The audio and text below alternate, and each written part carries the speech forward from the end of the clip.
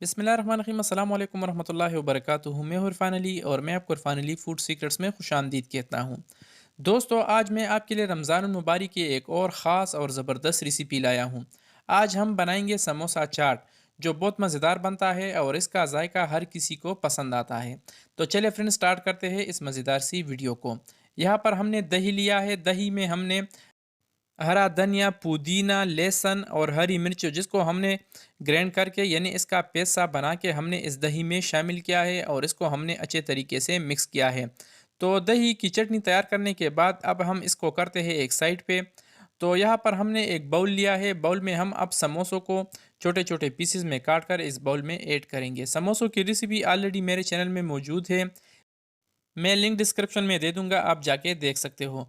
तो समोसों को बाउल में ऐड करने के बाद अब हम इसमें ऐड करेंगे बंद गोभी को, जिसको हमने बारीक बारीक काटा है।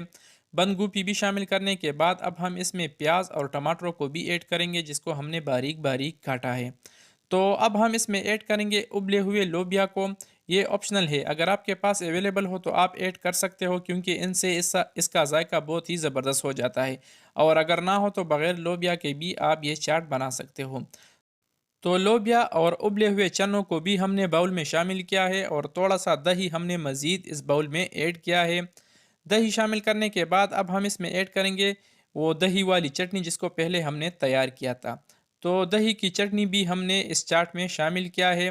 और इसको शामिल करने के बाद अब यहाँ पर हम हस्ब ज़रूरत नमक भी इसमें शामिल करेंगे। यहाँ पर हमने आधा चम्मच नमक इसमें शामिल किया है। आप अपने मर्ज़ी के हिसाब से इसमें नमक ऐड कर सकते हो। और 2 चम्मच यहाँ पर हमने चाट मसाला भी इसमें ऐड किया है। चाट मसाला और नमक शामिल करने के बाद अब हम इसमें शामिल करेंगे इमली की खट्टी मीठी चटनी को। इमली की चटनी की रेसिपी ऑलरेडी मेरे चैनल में मौजूद है, मैं लिंक डिस्क्रिप्शन में दे दूंगा। तो चटनियों को इस बाउल में शामिल करने के बाद अब हम इसको अच्छे तरीके से मिक्स करेंगे।